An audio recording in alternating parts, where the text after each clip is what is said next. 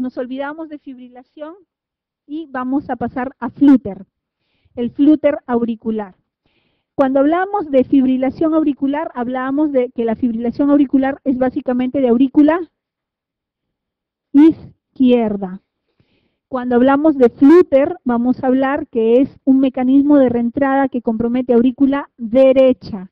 Por eso está más relacionada el flúter auricular con cardiopatías congénitas. Tiene mucha relación con cardiopatías congénitas, el flúter auricular. Generalmente tiene una presentación paroxística, la frecuencia puede ir de 230 a 430, que son frecuencias bastante altas. Lo que hay que acordarnos aquí es que vamos a tener estas ondas F mayúscula de flúter, y la diferencia con la fibrilación auricular es que el flúter va a tener RR regular, y estas ondas F de flúter las voy a ver más en 2, 3 y ABF. 2, 3 y ABF. En cambio, en la fibrilación auricular las voy a ver en todas las caras, en verdad, y es irregular y tiene alternancia eléctrica. En cambio, en el flúter auricular la alternancia eléctrica no está presente, pero yo lo que voy a ver es RR regular y voy a ver estas ondas F bien marcadas, que son las ondas de diente de serrucho que se le llama, estas ondas F mayúsculas que las voy a ver principalmente en 2, 3 ABF, como les decía. ¿Qué es lo que cómo manejo un flúter auricular? Un flúter auricular, control de la frecuencia y el riesgo de embolia que también tiene, se maneja idénticamente a una fibrilación auricular. O sea, yo le puedo dar beta bloqueadores, le puedo dar la amiodarona, puedo utilizar cardioversión eléctrica si hay inestabilidad hemodinámica, etc. Lo que no se puede dar es la quinidina. La quinidina está proscrita, está contraindicada en flúter auricular. ¿Por qué? Porque aumenta la frecuencia ventricular. Generalmente el flúter auricular tiene una conducción 2-1, pero cuando yo le doy quinidina hago que la conducción sea 1-1. ¿Qué quiere decir? Que de 230 que pasan, van a pasar los 230 a ventrículo, y un ventrículo no tolera 230 de frecuencia cardíaca, y lo que me hace es fibrilación ventricular. Entonces, eso es lo que hace la quinidina. Aumenta la frecuencia ventricular porque hace que el pasaje sea 1-1 de aurícula a ventrículo. Y generalmente en el flúter auricular el pasaje es 2-1, 3-1, 4-1, nunca es 1-1, pero la quinidina hace esto. Entonces, mucho cuidado con usar quinidina en flúter auricular. Muy bien, ¿cómo trato el flúter auricular? En casos de deterioro hemodinámico le doy cardioversión eléctrica 25 a 50 joules. En casos de respuesta elevada, o sea, de frecuencias altas, verapamilo, betabloqueadores, amiodarona, digitálicos como mantenimiento. El riesgo de embolia es igual que en la FA, por lo tanto, hago igual mi escalita de Chas-Basque y decido si le doy ASPI, le doy Warfa o no le doy nada, dependiendo de los factores de riesgo que encuentre. La ablación con radiofrecuencia en el istmo cabo-tricuspidio es un método para hacer la terapia curativa, tratamiento curativo de flúter auricular. Muy bien, pasamos a otra arritmia que es la taquicardia atrial multifocal. Muy bien, en la taquicardia atrial multifocal, doctores, vamos a ver lo siguiente. Se denomina también, hay que acordarnos de lo que está en rojo. ¿Ya? Lo que está en rojo es lo importante. Eso resáltenlo, márquenlo, es lo que ustedes se tienen que acordar. Taquicardia atrial multifocal. Se denomina también ritmo auricular caótico. Su sinónimo, ritmo auricular caótico. ¿Qué quiere decir? Que va a haber diversos focos auriculares que van a actuar como marcapaso. Entonces, por lógica, yo que voy a ver en mi electrocardiograma, si son diferentes focos, voy a ver ondas P siempre, pero ondas P de diferente morfología, porque voy a tener diferentes activaciones a nivel auricular. No todo va a salir del nodo, va a haber diferentes activaciones, por eso se llama taquicardia atrial multifocal. Voy a tener diversos focos. Entonces, en mi electrocardiograma lo característico es 3 o más ondas P de diferente morfología. Taquicardia atrial multifocal. Otra característica, que es frecuente en ancianos con neumonía, en pacientes que tengan EPOC, que tengan falla cardíaca, con sepsis y en intoxicación por teofilinas, que le ha venido como pregunta de residencia a ustedes. Taquicardia atrial multifocal frecuente en pacientes que tengan intoxicación por teofilinas. La mortalidad en estos pacientes es elevada y el tratamiento se trata el problema de fondo. Generalmente responden bien a calcio antagonistas y a sulfato de magnesio, que es lo que quiero que se acuerden. Calcio antagonista, sulfato de magnesio, taquicardia atrial multifocal. Extrasístoles, pasamos al grupo de las extrasístoles. Las extrasístoles, como les dije, son las arritmias más frecuentes dentro de las taquiarritmias y vamos a tener que las extrasístoles pueden ser auriculares si se originan en aurícula, pueden ser de la unión si están a nivel del nodo aurículo-ventricular o el haz de His, y las ventriculares si están a nivel ventricular. En las auriculares, más o menos, voy a encontrar un 60% en los adultos. ¿Qué es lo que va a haber en las auriculares? Va a haber aparición de onda P prematura. ¿Cómo es esto? Vean acá, en las auriculares. Voy a tener mi onda P, QRS. Onda P, QRS. Y miren esta onda P de diferente morfología que se adelantó, porque no debería de estar aquí, debería de haber empezado por acá. Se adelantó y me da un QRS estrecho. Entonces, este es una extrasístole. Este es una extrasístole auricular. O sea, es una onda P que aparece antes de tiempo y que conduce un QRS y que luego me va a dar una pausa compensadora. Vean aquí, esta es una pausa compensadora. O sea, es una distancia mayor a la habitual de los QRS. Esta es una pausa compensadora. Entonces, aquí tenemos una extrasístole auricular. Muy bien. ¿Qué cosa es una extrasístole de la unión?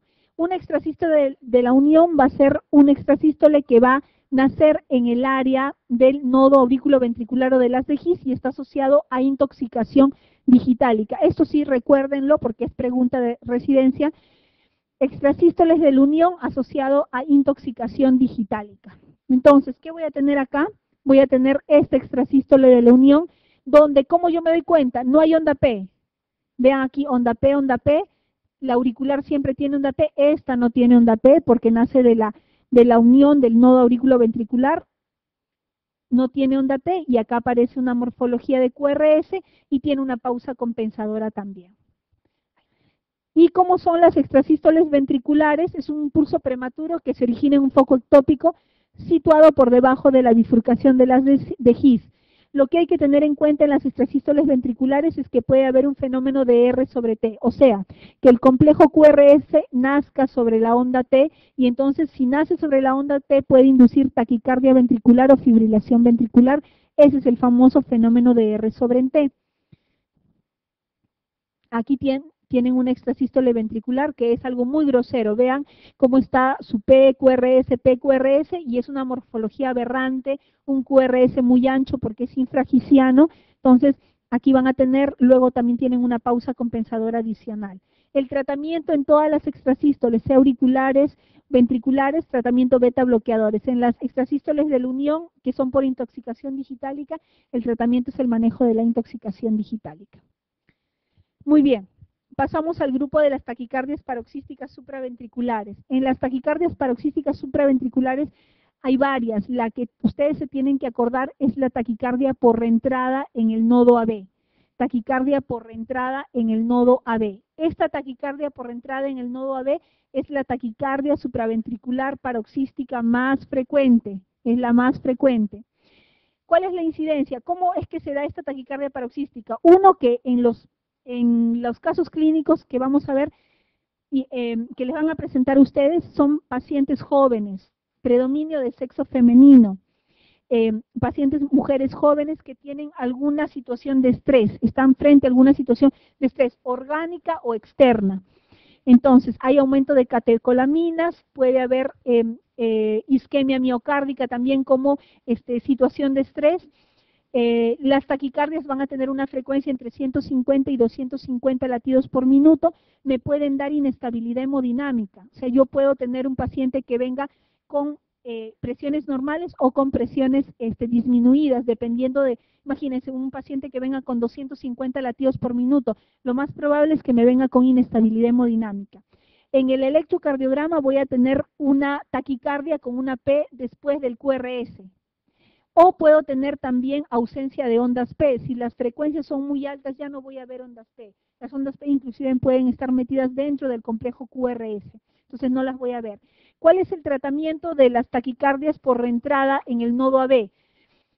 Si hay inestabilidad hemodinámica, lo cardiovierto eléctricamente. Si no hay compromiso hemodinámico, yo puedo utilizar adenosina como primera elección, la segunda elección, verapamilo. Tratamiento de elección de primera línea, adenosina, segunda opción, verapamilo. Vean aquí, este es un electro de una taquicardia por entrada nodal.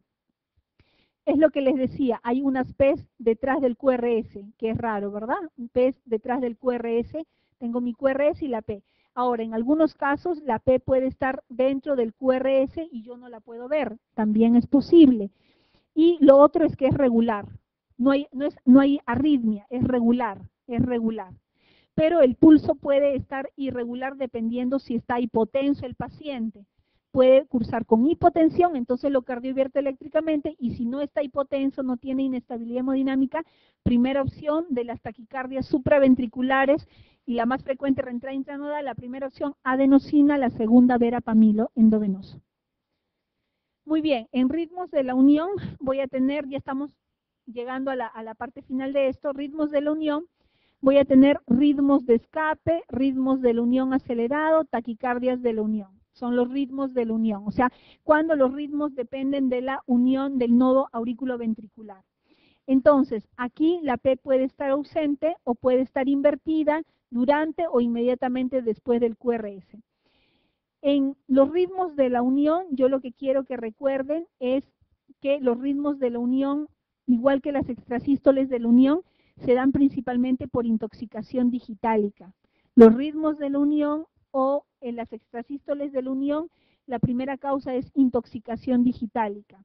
Entonces, si el tratamiento la causa es la intoxicación digitálica, el tratamiento es suspender el fármaco que esté haciendo daño, en este caso el digital.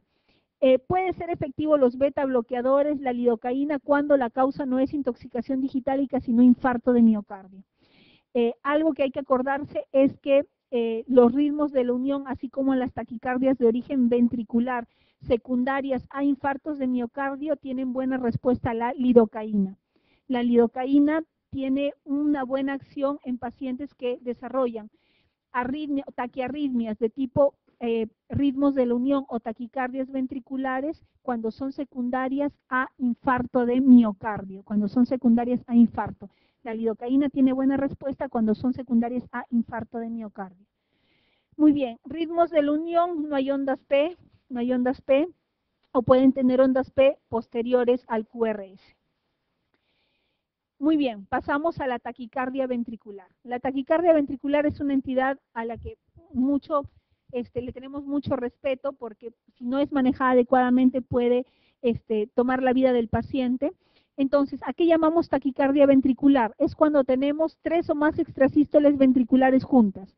Si tenemos extrasístoles ventriculares, ustedes ya se acuerdan, si tenemos 3 extrasístoles complejos ventriculares juntos, entonces vamos a tener una taquicardia ventricular. Y las podemos clasificar ¿de qué manera? Por el tiempo. Si es más de 30 segundos, esos complejos ventriculares se llama taquicardia ventricular sostenida.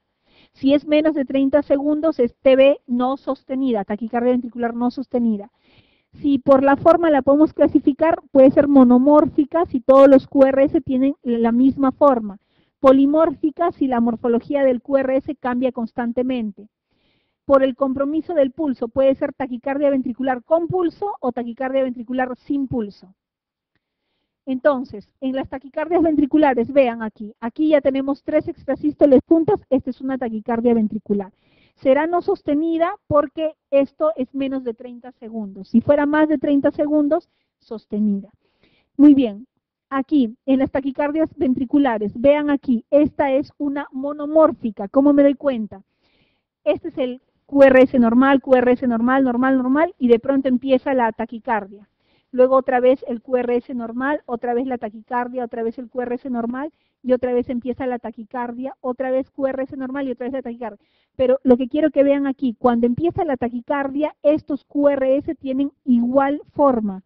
Entonces, si tienen igual forma, yo hablaré de una taquicardia ventricular monomórfica. ¿Cuál es el tratamiento de las taquicardias ventriculares? Si tengo compromiso hemodinámico, cardioversión eléctrica. Si hay compromiso hemodinámico, cardioversión eléctrica. Si no tengo compromiso hemodinámico, puedo hacer una cardioversión eléctrica mucho más tranquilo, programado. Puedo utilizar procainamida o amiodarona. Aquí en el Perú utilizamos amiodarona, procainamida endovenosa no tenemos, entonces utilizamos amiodarona. Muy bien, hay otro tipo de taquicardia ventricular, que es la taquicardia ventricular helicoidal, que así con ese nombre no nos la enseñaron, o bueno, no la recordamos muchos de nosotros, yo tampoco la recordaba así. El nombre es torcida de puntas o torsades de points.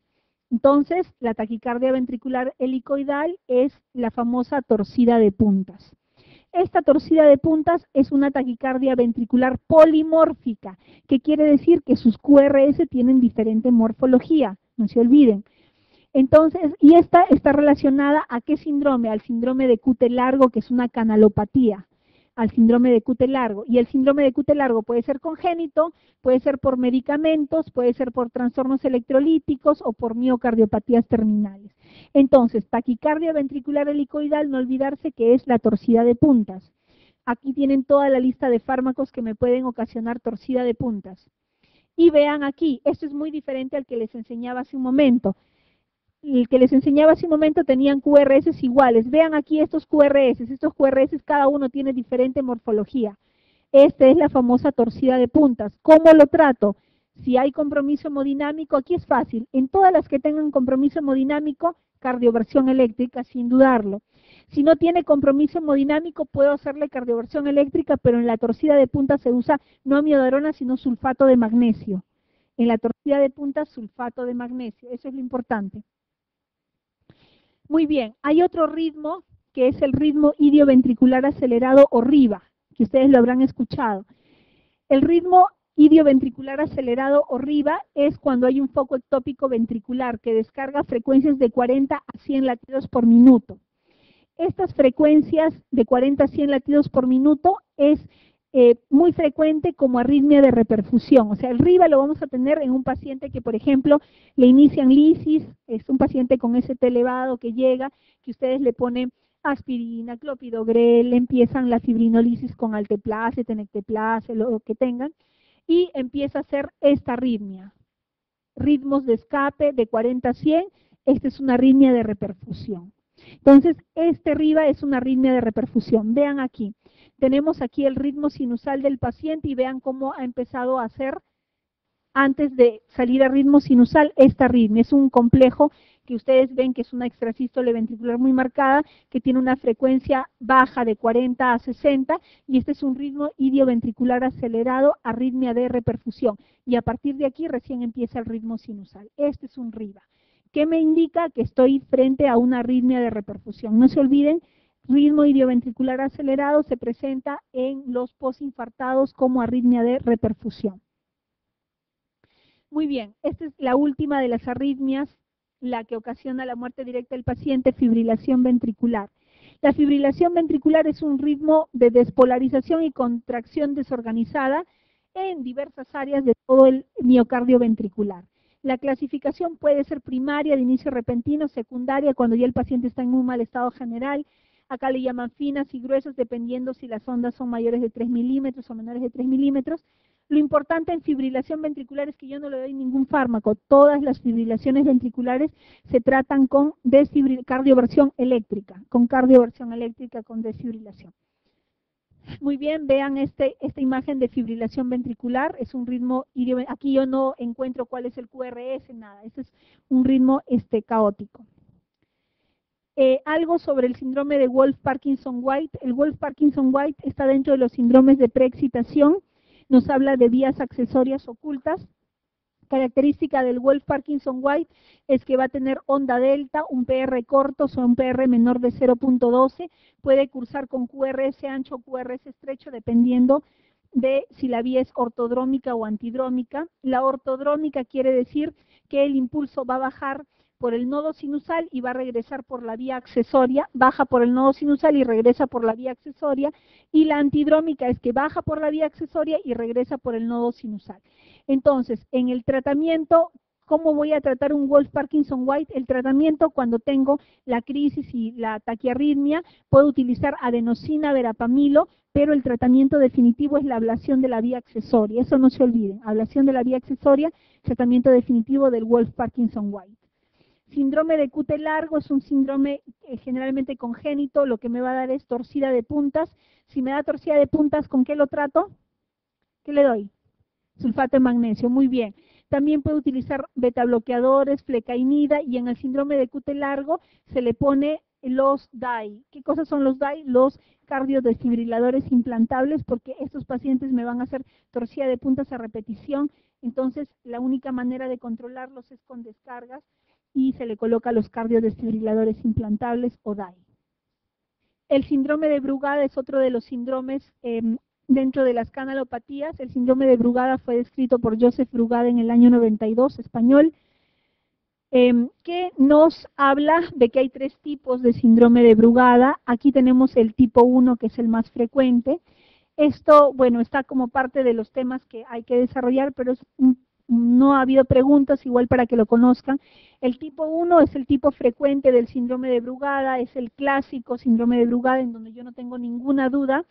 ¿Qué es lo que me da el síndrome de Brugada? Me dan taquicardias ventriculares y fibrilación ventricular, por lo tanto el tratamiento en estos pacientes es la colocación de un cardiodesfibrilador implantable. En los tipos 2 y 3 habría que hacerle algunos test, que son los test con flecainida, para ver si se convierten en tipo 1 y así tener el diagnóstico definitivo. Cuando tengo el tipo 1, que es el bloqueo incompleto de rama derecha con elevación del punto J y test negativas, este es el típico electro de un Brugada. Tratamiento DAI. Reanimación cardiopulmonar es un tema que hay que revisar porque hay algunos algoritmos de cómo manejar a los pacientes. ¿Ya? Veamos aquí. Las guías que nos hablaban o las que nosotros aprendimos, muchos de nosotros en pregrado, son las guías del 2005. Tal vez ustedes ya llegaron a ver las del 2010, pero en el 2005 nos hablaban del ABC. A vía aérea, luego el B, que eran las respiraciones, y C, la circulación. Muy bien, a partir del 2010 se cambia esta cadena de tratamiento en reanimación cardiopulmonar, y lo que nos dice las guías 2010 de la AJA para manejo de reanimación cardiopulmonar es lo siguiente. Uno, que hay que reconocer inmediatamente la parada cardíaca y hay que activar el sistema de emergencia. Es lo primero que debemos de hacer frente a un paciente con arresto cardíaco. El RCP debe de ser hecho inmediatamente con énfasis en las compresiones. Ese es el cambio que hace la del 2010 con respecto a la del 2005. Nos dice de que hay que darle énfasis en las compresiones, que eso de que yo me acerco al paciente, lo veo, oigo y lo siento, a ver si respira o no respira, esa parte se ha omitido. Lo que me interesa es comprimir, hacer las compresiones y hacer compresiones efectivas. ¿Cómo es eso? Énfasis en compresiones, dice en el 2010, y hay que hacer desfibrilación inmediata apenas llegue el DEA. Si es que está indicado, obviamente tenemos que ver en qué ritmo está. Si está en TBFB es para desfibrilación inmediata. Si está en actividad eléctrica sin pulso, en asistolia, el manejo es las compresiones y las ventilaciones luego. El transporte y soporte avanzado y el cuidado integral post-arresto cardíaco. Muy bien, tenemos entonces en soporte básico para adulto, vamos a ver esto. Tenemos aquí la guía del 2005, como nos hablaba, y la del 2010. La del 2010 está mucho más simplificada. En la 2005, ¿qué nos decía? Yo tengo un paciente que no se mueve, no responde, entonces llamo al sistema de emergencia, activo el sistema de emergencia con la finalidad de que me traigan un DEA. Y yo abro la vía aérea, chequeo las respiraciones, si no respira le doy 2 respiraciones de rescate, y de ahí recién empiezo con mis 30 compresiones y 2 respiraciones hasta que llegue el desfibrilador. Así lo entendíamos. Ahora, ¿qué es lo que dice? Dice, el paciente no responde, entonces yo activo el sistema de emergencia, hasta ahí vamos igual, y con la finalidad de que me traigan un DEA. Chequeo el pulso. El paciente no tiene pulso, entonces inicio las compresiones. Las compresiones deben de ser iniciadas inmediatamente. Por lo menos debo de hacer 100 compresiones en un minuto.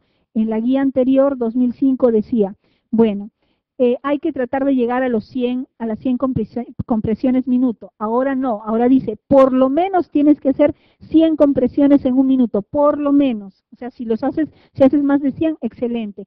Y permitiendo una buena reexpansión para permitir o favorecer el retorno venoso adecuado. Entonces, eso es lo que hay que hacer en un paciente. Se omite esta parte del ver, o el VES, la mnemotecnia del VES, ¿no? Del ver, escuchar y sentir que hacíamos en los pacientes. De frente, ir a las compresiones.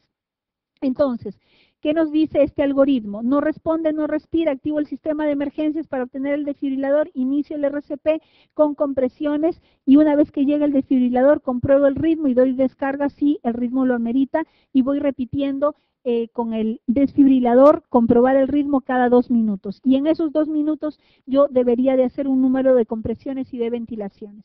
¿Cómo manejo mi vía aérea entonces? Es la pregunta. Se ha visto que mantener a FiO2 al 100% versus mantenerlo a 21%, o sea, aire ambiental, no hay diferencia demostrada, porque el oxígeno al 100% es tóxico cuando es prolongado. En los primeros minutos de la parada cardíaca no es necesario darle ventilaciones, no es necesario en los primeros minutos. No estoy diciendo que yo voy a tener 10 minutos al paciente dándole RCP y no le voy a dar ventilación, en los primeros minutos. Los primeros minutos del paro no es necesario porque se reparte el oxígeno que está en la sangre. Usar máscaras sin presión positiva es mejor porque la expansión torácica después de cada compresión es la encargada de aspirar el aire hacia los pulmones. Si yo voy a intubar a mi paciente, este es el volumen tidal que debo de utilizar para no comprometer el retorno venoso. La presión cricoidea disminuye el riesgo de aspiración, pero me impide una buena ventilación. Cuando yo ya tengo intubado al paciente, solo hay que dar 8 a 10 ventilaciones por minuto. La intubación no debe de consumir más de 10 segundos, doctores. O sea, si por ejemplo intento intubar y no me sale, sigo dándole con el ambú, pero no hay que suspender las compresiones por tratar de intubar al paciente. Y si no lo intubo yo, lo intubará otro, pero no hay que ser tercos con esto de la intubación y dejar de comprimir. Lo importante es el soporte circulatorio, más que oxigenatorio en los primeros momentos. Si no puedo la intubación, para eso tengo una máscara de ambú y con eso puedo darle las ventilaciones.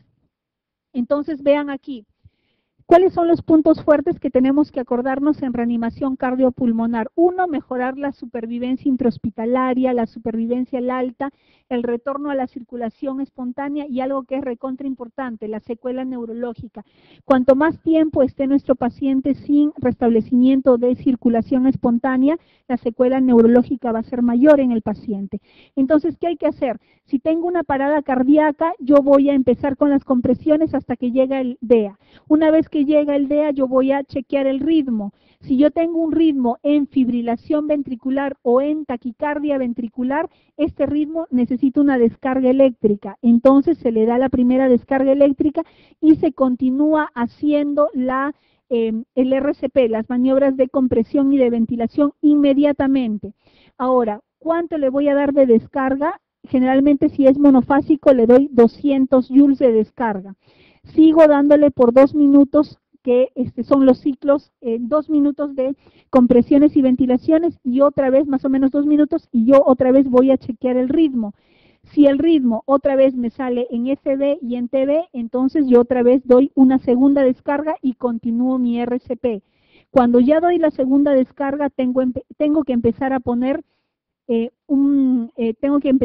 epinefrina. La epinefrina se va a poner cada 3 a 5 minutos y para eso yo voy a tener un personal que va a ir controlando los minutos para repetir las dosis de epinefrina. La segunda dosis de epinefrina puede ser sustituida por vasopresina 40 unidades endovenoso, si es que lo requiriera. Si no tengo vasopresina, repito mi epinefrina cada 3 a 5 minutos. Como estoy continuando con mi RCP, otros ciclos, otros 2 minutos, luego de los 2 minutos voy a chequear otra vez con mi DEA el ritmo. Hay que tratar entre que yo chequeo el ritmo y reinicie mis compresiones el mínimo de tiempo sin compresiones, es algo inmediato. O sea, si yo estoy comprimiendo, haciendo las compresiones a mi paciente, yo no voy a ser la persona que deje de hacer las compresiones y vaya a preparar mi cardiodesfibrilador. Para eso hay otra persona que ya está cargando el DEA y que va a ver cómo está el ritmo y ya está poniendo las paletas para evaluar en qué ritmo estoy. No es la misma persona, se tiene que evitar las interrupciones lo más posible que se pueda. Entonces, esta es la primera chequeada de ritmo, esta es la segunda, ya tuve una descarga, tuve una segunda descarga, en la segunda descarga empecé a ponerle epinefrina cada 3 a 5 minutos, otra vez pasaron 2 minutos y sigo haciendo mi RCT, chequeo por tercera vez mi ritmo, otra vez mi ritmo me sale en TB, en FB, igual, una descarga más y sigo haciendo mis compresiones y aquí ya puedo considerar colocar amiodarona, colocar lidocaína, o sea, colocar antiarrítmicos luego de la tercera descarga. Amiodarona, ¿en qué cantidad? 300 miligramos, o sea, 2 ampollas en bolo.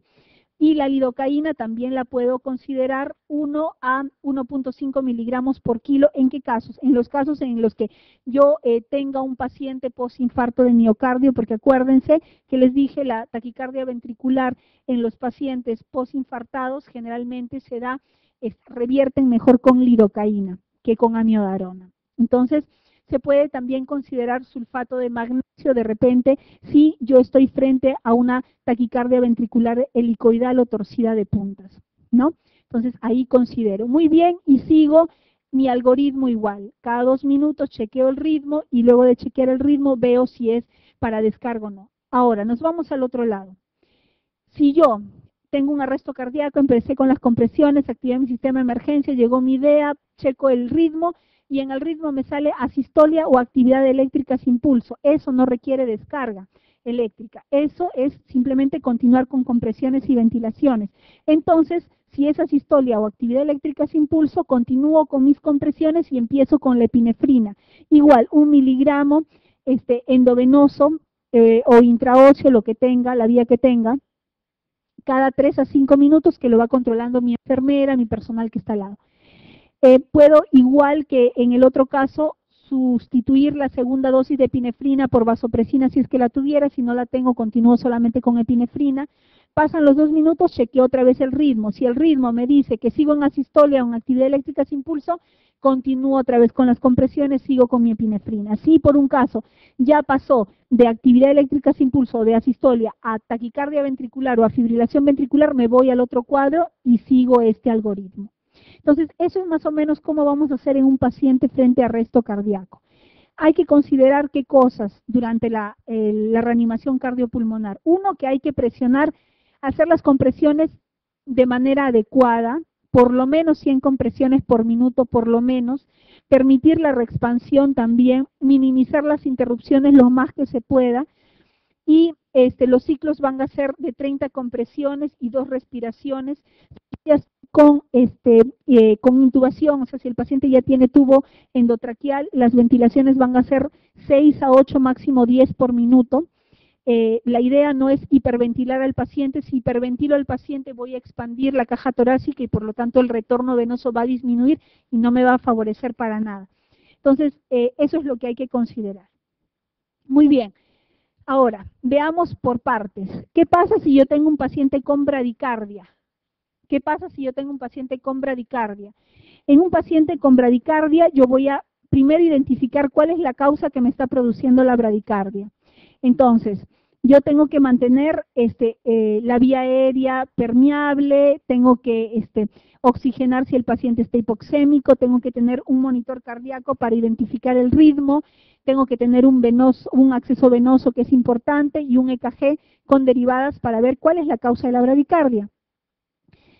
Si yo tengo bradicardia, tengo que ver, ¿hay inestabilidad hemodinámica o no hay inestabilidad hemodinámica? Si yo tengo inestabilidad hemodinámica, ¿qué voy a tener?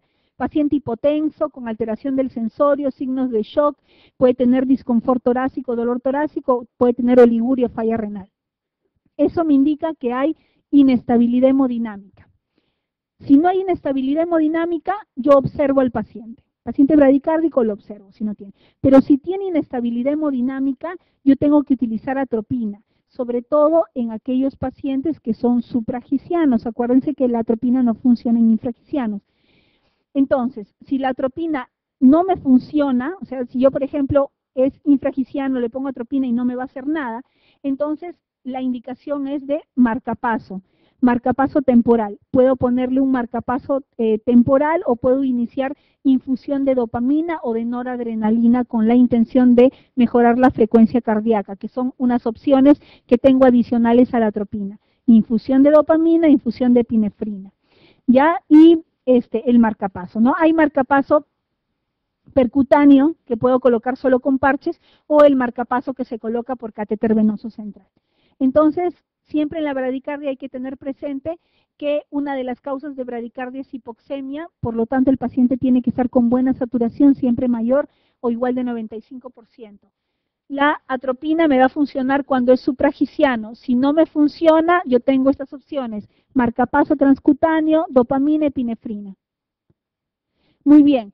¿Qué hago en pacientes con taquicardia con pulso? O sea que son pacientes que no tienen compromiso hemodinámico. Entonces, si yo tengo pacientes con taquicardia con pulso, ¿qué quiere decir? Taquicardias mayores o iguales de 150. En estos pacientes igual tengo que efectivizar mi oxígeno tiene que estar bien, tengo que tener un monitor cardíaco, tratar de tener un electrocardiograma para ver qué cosa es. ¿Es una taquicardia paroxística supraventricular? ¿Es una FA? ¿Es un flutter? ¿Qué cosa es lo que tengo? Entonces, siempre evaluamos cómo está la estabilidad hemodinámica. Si hay estabilidad hemodinámica, si hay inestabilidad hemodinámica, o sea, si tengo hipotensión, alteración del sensorio, shock, entonces yo tengo que cardiovertir a este paciente. En los pacientes con taquicardias que tienen inestabilidad hemodinámica, hay que hacer una cardioversión sincronizada, porque si yo no hago cardioversión sincronizada, puede caer esa cardioversión en el periodo refractario y me puede desencadenar una fibrilación ventricular. Ahora, si yo tengo un QRS, si yo no tengo inestabilidad hemodinámica, el paciente está tranquilo, entonces yo tengo que evaluar el QRS. ¿El QRS es ancho o no es ancho? Si el QRS es ancho, yo podría considerar utilizar adenosina o en los dos casos, si es ancho o si no es ancho. ¿Por qué?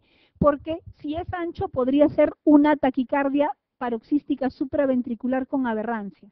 Ya parece ya demasiado ya demasiado tirar los pelos, pero es así.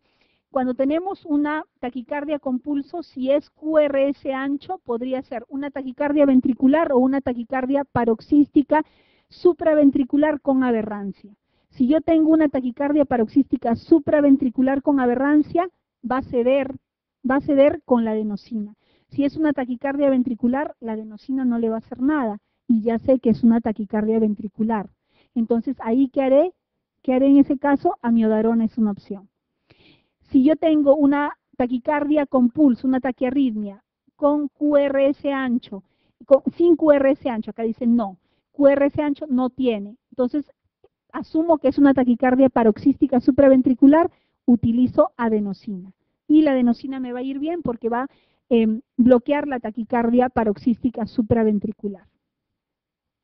Entonces, en las taquicardias con pulso, si es taquicardia QRS angosto, generalmente los QRS angosto, taquicardias sinusales, manejar la causa desencadenante.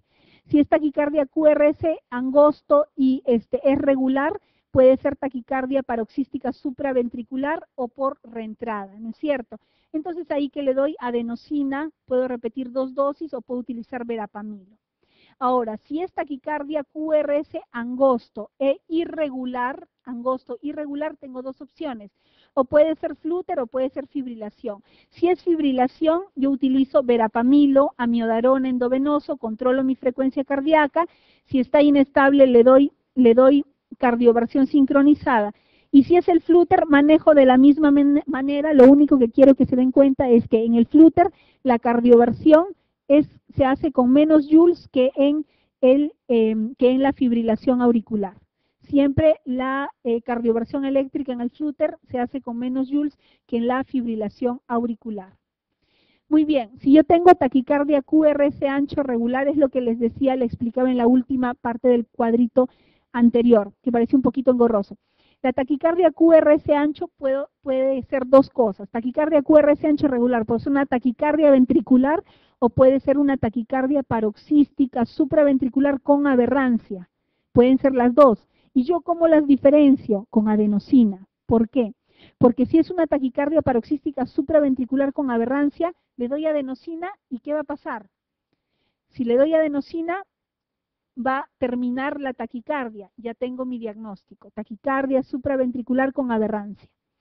Pero ¿qué pasa si yo le doy al QRS ancho regular adenosina? La taquicardia no le va a hacer nada, va a persistir y entonces yo ya tengo mi diagnóstico. Esta es una taquicardia ventricular. Y si es una taquicardia ventricular y hay inestabilidad hemodinámica, lo cardiovierto o hago cardioversión farmacológica con amiodarona o con sotalol. Muy bien, si es una taquicardia QRS ancho irregular, es una fibrilación ventricular y todas las fibrilaciones ventriculares se cardiovierten eléctricamente. Muy bien, para terminar entonces, ¿qué es lo último que nos deja como comentario en reanimación cardiopulmonar? Que las compresiones son muy importantes, que no hay que perder el tiempo en respiraciones de rescate. Uno de los 3 pilares son las compresiones adecuadas.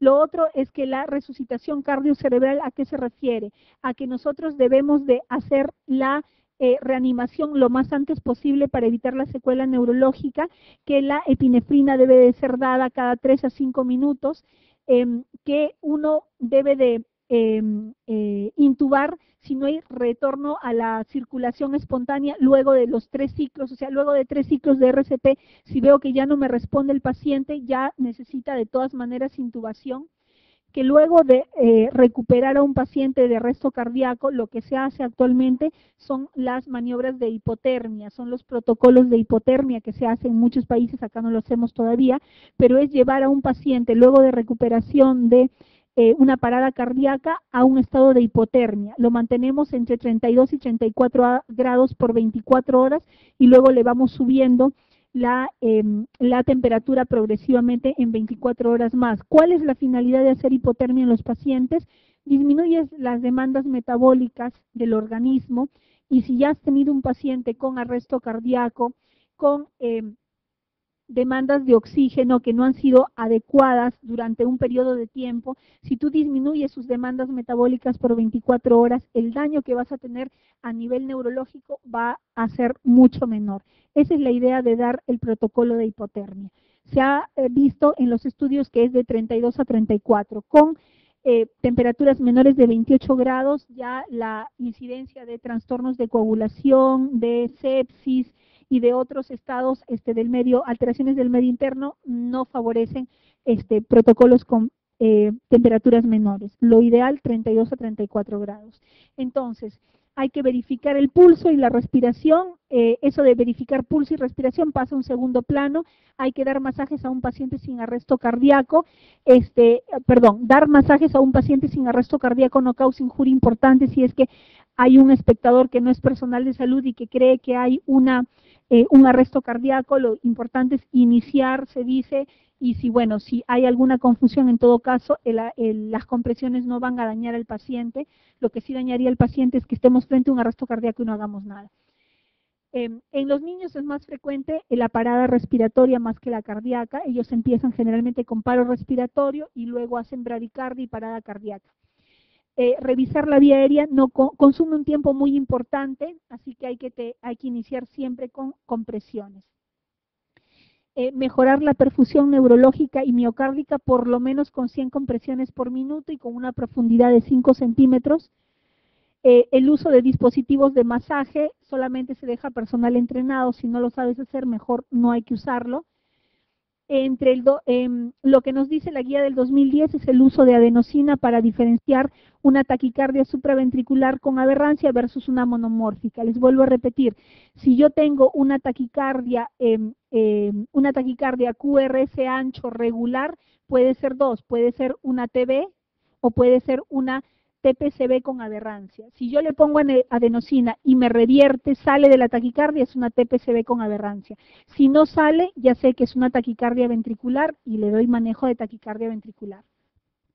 En la fibrilación ventricular debe de activarse el sistema de emergencia para tener el DEA, eso es muy importante. la desfibrilación debe de darse de acuerdo al ritmo que encontremos en el paciente para mejorar la perfusión neurológica y miocárdica. La fibrilación auricular y el flúter auricular va a tener diferencia, la fibrilación auricular y el flúter auricular va a tener diferencia en las descargas. Si es bifásico en el flúter 50 joules, si es fibrilación auricular en el bifásico podemos ir de 120 a 200 joules. La carga de desfibrilación o de cardioversión es diferente. Y la taquicardia ventricular monomórfica es la única que se trata con cardioversión. La atropina nos va a funcionar siempre y cuando tengamos bradicardias supragicianas. Si no nos funciona en las bradicardias de origen supragiciano, tenemos el marcapaso temporal, el marcapaso percutáneo, la dopamina, la noradrenalina. La presión cricoidea puede disminuir la ventilación y la capnografía está indicado para ver si nuestra intubación es adecuada. Esto ya es un cuadrito de resumen para ver cómo es que se hace la secuencia de RCP. Acuérdense primero la circulación, la vía aérea y luego las respiraciones, las ventilaciones. Muy bien. Ahora sí, chicos, el test 2. Estas son las preguntas que se han sacado de los bancos de datos de los exámenes de residencia. Y vean, empezamos con la primera pregunta. ¿Causa más frecuente de insuficiencia cardíaca? Cardiopatía isquémica. ¿Cuál es la segunda causa? Hipertensión. Segunda pregunta. Las siguientes son causas de hipertensión arterial excepto glomerulonefritis, sí, porque las glomerulonefritis nos llevan a enfermedad renal y nos dan hipertensión arterial. La enfermedad de Cushing también, les puse en el cuadro de causas secundarias. Hiperaldosteronismo primario, también. Feocromocitoma, también. Aneurisma de arteria renal, no. ¿Qué es lo que me causa hipertensión arterial? Estenosis de la arteria renal. Manifestación clínica más precoz de intoxicación digitálica. Bueno, esto no es una pregunta de un tema que hayamos desarrollado, pero está dentro de misceláneas para ponerles. Intoxicación digitálica nos da hiporexia, náuseas, vómitos, visión borrosa. Y dentro de las manifestaciones electrocardiográficas, ¿qué nos da? Extrasístoles de la... ¿Extrasístoles dónde? ¿Auriculares, ventriculares o de la unión? De la unión, por eso es que no es una respuesta adecuada, ¿no? O ritmos de la unión también nos da la intoxicación digitálica. La fibrilación auricular se debe principalmente a las siguientes entidades, excepto cardiopatías isquémicas, sí, estenosis mitral, claro que sí, hipertiroidismo también, cardiopatía hipertensiva también, pero cardiomiopatía obstructiva no es causa de fibrilación auricular, no está dentro de las etiologías. Acuérdense, la principal causa de fibrilación auricular es la... ¿Cuál, chicos? Hipertensión. En el infarto agudo de miocardio acompañado de hipotensión y bradicardia. Si está acompañado de hipotensión y bradicardia, ¿infarto de qué cara será? A ver, muchachos, despiértense que esta es la parte más importante.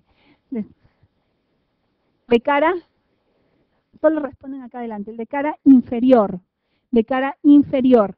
Entonces, en bradicardias de cara inferior, yo puedo utilizar atropina por vía endovenosa. ¿Requerirá marcapaso de manera permanente? No, generalmente es transitorio. Muy bien. En el caso de fibrilación auricular con respuesta ventricular rápida, o sea, la FARVA, sin descompensación cardíaca, ¿el tratamiento de elección es lo cardiovierto? No, pues porque no hay inestabilidad hemodinámica. ¿Le doy lidocaína? No, la lidocaína lo dejo para las arritmias ventriculares de origen isquémico, posinfarto. Quinidina tampoco, nifedipino no. Ahí se usa digital. Digital. ¿Qué digitálico? Si es endovenoso, puedo utilizar el anatócido C, ¿ya? Si es bioral y el paciente ya está compensado, utilizo la digoxina. Muy bien. ¿En cuál de las siguientes alteraciones del ritmo es efectivo el anatócido C o el verapamil endovenoso? ¿En latidos ventriculares prematuros? No. ¿En las extrasístoles qué se da de tratamiento? ¿Qué se da? Betabloqueadores. En el flúter ventricular, no. Taquicardia ventricular, ¿cuál es el tratamiento de la taquicardia ventricular? Si hay descompensación hemodinámica, lo cardiovierto. Si no hay descompensación hemodinámica, amiodarona. Muy bien. En los bloqueos auriculoventriculares, ¿voy a darle verapamil? No, pues lo bloqueo más. La anatócido-C menos, también lo bloqueo. En las taquicardias auriculares puedo utilizar la anatócido-C o verapamil porque enlentezco el nodo y, por lo tanto, disminuyo la frecuencia cardíaca. Muy bien. ¿En cuál de los siguientes casos no debe de usarse digitálicos? No debe de usarse. En insuficiencia cardíaca por cardiopatía hipertensiva, sí. En todas las fallas cardíacas, acuérdense, la digoxina está indicada. ¿La digoxina qué disminuye? ¿Mortalidad? No. ¿Qué disminuye? Rehospitalizaciones. Muy bien. Flúter auricular con traducción 2.1 sí puedo utilizar digitálicos porque los digitálicos se pueden utilizar en flúter, en fibrilación. Taquicardias paroxísticas supraventriculares también. En fibrilación auricular con respuesta ventricular rápida también. Los digitálicos endovenosos. En las cardiomiopatías hipertróficas obstructivas acá no tienen ninguna indicación. Muy bien. La hipertensión sistólica del anciano se debe a qué? Les dije, endurecimiento de arterias. ¿Qué medicamentos van bien aquí? Calcio antagonistas y diuréticos.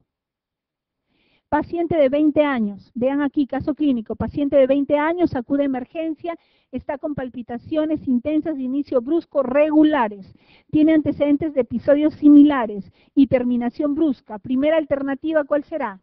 Paciente joven que viene, una taquicardia regular, que ya ha tenido episodios antes. Extrasistolia, no me da eso. Taquicardia sinusal, no. Es una paroxística supraventricular. Las paroxísticas supraventriculares, acuérdense, propio de gente joven, más en sexo femenino, en situaciones de estrés, son regulares, pueden hacerme hipotensión también. Bradicardia sinusal, no, pues si está con palpitaciones, ¿cómo va a ser bradicardia? Episodio de bloqueo AB tampoco. ¿Cuál de los siguientes fármacos es más utilizado en el manejo de la hipertensión inducida por el embarazo? Metildopa. ¿Qué otro fármaco puedo utilizar aparte? Hidralazina. Muy bien. ¿Quiénes están contraindicados en embarazo? Yecas. El síndrome de Tietze. El síndrome de Tietze es el dolor precordial que no es de origen cardíaco, que es básicamente por condritis costal. ¿Cuál de los siguientes términos describe el corazón que muestra un aumento normal del tamaño sin incremento del número de células? La hipertrofia. Bueno, esto son preguntas misceláneas. ¿Cuál de las siguientes manifestaciones clínicas se encuentra en insuficiencia ventricular izquierda? Ingurgitación es derecho, ascitis derecho, edema de miembros inferiores derecho. La anorexia es un síntoma general, ortopnea es un síntoma de insuficiencia ventricular izquierda. Además de la ortopnea, ¿qué otros síntomas? Disnea paroxística nocturna y la disnea per se. Señala la manifestación electrocardiográfica que no se encuentra en la intoxicación aguda severa por digitálicos. Acuérdense, en los digitálicos, ritmos de la unión, extrasístoles de la unión. Veamos aquí, podemos también tener extrasístoles ventriculares, pero bigeminadas. ¿Qué son extrasístoles ventriculares bigeminadas? Que tengo un complejo normal, un extrasístole, un complejo normal, un extrasístole. Eso es un bigeminismo. Taquicardia auricular con bloqueo AB, siempre alteraciones a nivel del nodo auriculoventricular. Paro sinusal también podría tener taquicardia, flúter o fibrilación ventricular. En verdad son varias alteraciones electrocardiográficas, pero lo que nunca voy a tener es un síndrome de PR corto. El síndrome de PR corto es parte de los síndromes de preexcitación o del Wolff-Parkinson-White, no de la intoxicación digitálica. Muy bien, ¿en cuál de los siguientes cuadros patológicos no se observa derrame pleural exudativo? Les dije en la clase de falla cardíaca. Tuberculosis, exudativo. En la insuficiencia cardíaca congestiva es transudado. Paciente varón de 60 años con historia clínica de disnea de esfuerzo. Tiene disnea, tiene angina y tiene síncope. Y tiene un soplo sistólico 3/6. ¿Qué cosa es eso? Claro, de todas maneras, porque disnea, angina y síncope son los 3 síntomas característicos de la valvulopatía aórtica, de la estenosis aórtica. Y si además le agrego un soplo sistólico, ya. Cardiopatía coronaria, angina inestable, ¿por qué me daría el soplo? No. Estenosis mitral, ¿qué me da? ¿Un soplo de qué tipo? Diastólico, no un soplo sistólico, es un soplo diastólico. ¿Ya? Y la insuficiencia pulmonar, ductus arterioso persistente, ¿el soplo cómo es? En el ductus, el soplo es continuo, no es sistólico. Y disnea, angina y síncope es la triada clásica de la estenosis aórtica.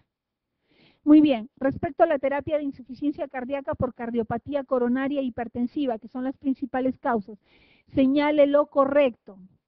¿La digoxina mejora la supervivencia? Falso. La digoxina mejora las rehospitalizaciones, no la supervivencia. Los diuréticos de ASA, o sea, la furosemida, ¿mejora la supervivencia a largo plazo? Falso también. Los que mejoran son los diuréticos tipo espironolactona, los antagonistas de los mineralocorticoides. Los inhibidores de la enzima convertidora de angiotensina más la espironolactona mejoran la sobrevida, verdadero. Ellos acompañados, ¿qué grupo de medicamentos falta acá?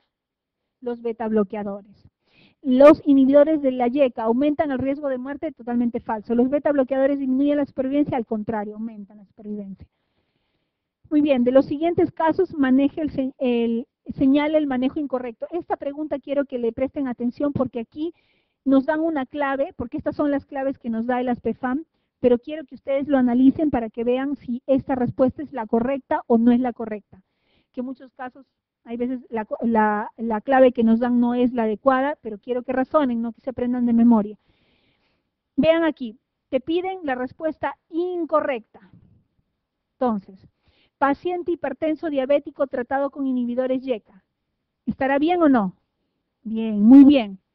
Paciente hipertenso con taquicardia tratado con atenolol. Perfecto. Si es taquicárdico, le doy un beta bloqueador. Muy bien.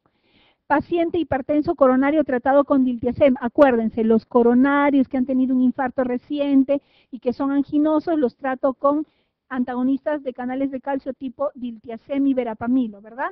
Y mejoro la angina y mejoro también los síntomas de insuficiencia cardíaca. Eso está muy bien.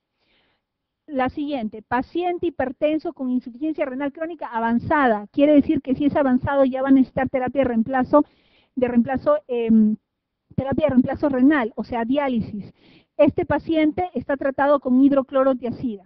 Dentro de las contraindicaciones para uso de hidroclorotiazida están las absolutas, que está la gota, y están las relativas, que está la hiperpotasemia o el filtrado glomerular menor de 30.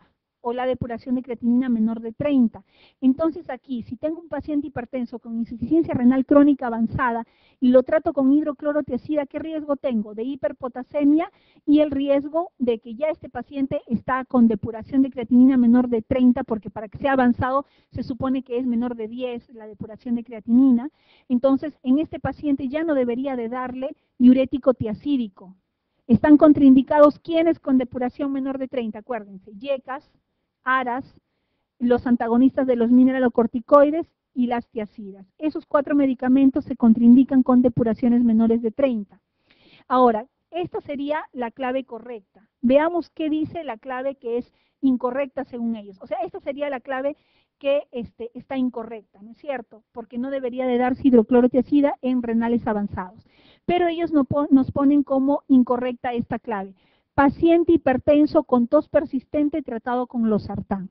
Si ustedes revisan los cuadros en las indicaciones de ARA2, los ARA2 están indicados en pacientes que no se pueda dar YECA, y una de las razones por las que no puedas dar YECA a un paciente es que tenga tos, cosa que no ocurre con los ARA2. Los ARA2 no te ocasionan tos como efecto adverso, te pueden ocasionar angioedema, que también te lo ocasionan los YECA, pero no tos. Una de las indicaciones para uso de ARA2 es paciente con YECA y que tenga tos persistente. Y entonces yo le cambio por un ARA2. Entonces aquí cuidado con esta clave, ¿ya? Pasamos a la siguiente. Mujer de 18 años, etapa premenstrual. Vean, un factor de estrés. Concurre al servicio de emergencia porque tiene palpitaciones, ansiedad y sudoración. Al examen está pálida, tiene un pulso irregular, filiforme, está hipotensa. En el electro, una taquicardia con 185 por minutos, no ve ondas P, complejos QRS estrechos y no hay arritmia, o sea, es regular. Maniobras vagales no me funcionan. ¿Cuál es el diagnóstico más probable? Taquicardia paroxística supraventricular. Muy bien, varón de 45 años, hipertenso, con presiones de 139,95, no tiene antecedentes de tabaquismo ni de obesidad. lípidos normales, pero tengo hipertrofia de ventrículo izquierdo. Es un hipertenso con hipertrofia de ventrículo izquierdo. ¿Cuál es la terapia más indicada? Les dije, en hipertrofia de ventrículo izquierdo hay que iniciar con YECAS. Igual, en los pacientes que tengan microalbuminuria o proteinuria, también debo de iniciar con YECA o con ARA2, no se olviden.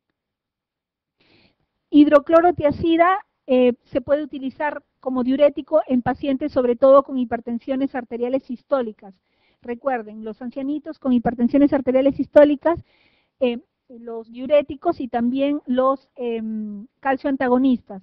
En los pacientes, ¿para quién es diltiazem? Diltiazem en aquellos pacientes que son anginosos, posinfarto de miocardio reciente, ahí utilizo diltiazem o verapamilo para mejorar la angina.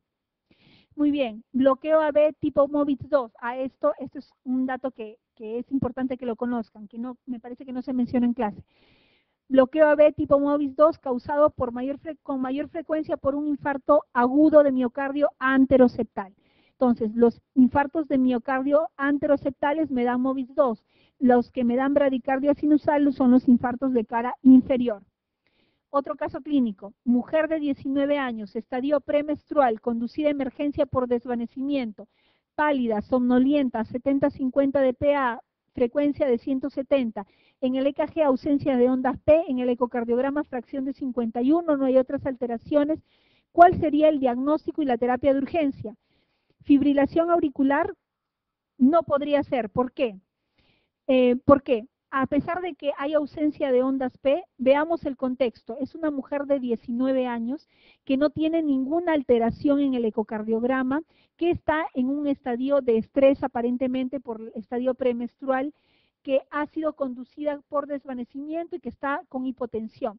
Entonces, en esta paciente, fibrilación auricular no sería el principal diagnóstico, porque en la fibrilación auricular yo voy a tener una alteración estructural en la mayoría de los casos. Fibrilación ventricular menos. La paciente está hipotensa, pero fibrilación ventricular, hay un EKG con ausencia de ondas P, que es lo único que me dice. No me dice que hay un ritmo de FB. Taquicardia paroxística supraventricular es la mejor opción, por el contexto de la edad, por el contexto del estrés y porque no hay cardiopatía estructural asociada. Adenosina es la mejor opción en las taquicardias paroxísticas supraventriculares, no se olviden. Claro, el que esté hipotensa tal vez nos podría indicar hacer una cardioversión eléctrica, pero aquí no tenemos ninguna opción dentro de las que nos dan para hacer cardioversión eléctrica. Ninguna. Si nos pusieran aquí taquicardia paroxística supraventricular, cardioversión eléctrica, sería la mejor opción antes de adenosina. Pero aquí no nos dan ninguna. Fibrilación ventricular no es, porque lo único que nos informa el electro es ausencia de ondas P. Y acuérdense que en la taquicardia paroxística supraventricular las ondas P pueden aparecer posteriores o pueden aparecer dentro del QRS y no las puedo ver dependiendo de la frecuencia. Y esta paciente tiene una frecuencia de 170. Taquicardia sinusal, no. Además, las taquicardias sinusales se trata la causa subyacente, no se da beta bloqueador. Taquicardia ventricular tendría que tener otra descripción al electrocardiograma, el cual no tiene, y la taquicardia ventricular no se trata con lidocaína. En este caso sería cardioversión eléctrica también. Como dice su compañero, la opción, o sea, la acotación que hace es interesante. Sería por la hipotensión darle más que adenosina cardioversión eléctrica, pero aquí no tenemos esa opción. Entonces lo que nos quedaría es adenosina endovenoso. Muy bien, vamos a la siguiente. ¿En cuál de las siguientes causas de asistolia, de actividad eléctrica sin pulso, está indicado el uso de 1 miliequivalente por kilogramo de bicarbonato de sodio? Bueno, en las hipercalemias se utiliza el bicarbonato de sodio, ¿no? Es la indicación de hipercalemias graves con potasios mayores de 6. Mujer de 80 años que acude por palpitaciones, tiene mareos, está pálida, tiene disminución del sensorio en el electrocardiograma, taquicardia de complejo angosto regular 180, maniobra de Valsalva permite disminuir la frecuencia ventricular apareciendo ondas clásicas de aleteo auricular, pero que no logra convertirse a ritmo sinusal. ¿Cuál es la terapia adecuada? Bueno, aquí se le puede dar cardioversión. tiene palpitaciones y tiene una frecuencia de 180. En una paciente de 80 años, una frecuencia de 180 la va a llevar a la hipotensión inmediatamente. Entonces, lo que tenemos que hacer es una cardioversión. Aquí nos habla de ondas clásicas de aleteo auricular, o sea, las de aleteo auricular nos está hablando de un flúter atrial, de un flúter auricular. Entonces, aquí el tratamiento es cardioversión. La otra opción que se pudiera dar es el digital, siempre y cuando la frecuencia no sea alta y la paciente esté con estabilidad hemodinámica. Muy bien, paciente varón de 66 años, alcohólico, crónico, desnutrido, frecuencias entre 120 y 160, irregular, PA de 95,65, sin signos de disfunción cardíaca. En el electrocardiograma, taquicardia ventricular polimórfica, o sea, la helicoidal, tipo torcida de puntas. ¿Qué le hago? Sulfato de magnesio. ¿Qué le doy? Sulfato de magnesio. En este caso, si el paciente estuviera con inestabilidad hemodinámica, primero la cardioversión también. ¿Cuál de los siguientes fármacos es el más potente antihipertensivo? Ya les mencioné también en clase el nitroprusiato de sodio. Entre el nitroprusiato y la nitroglicerina, también el nitroprusiato.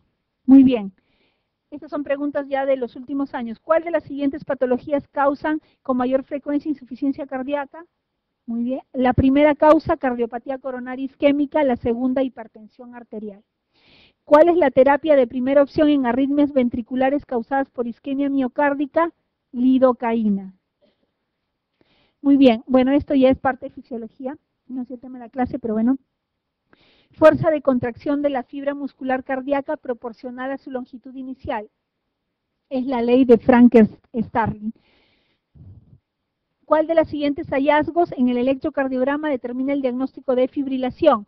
Ausencias de ondas P. ¿Qué cosa hay aparte de la ausencia de ondas P? RR irregulares y alternancia eléctrica.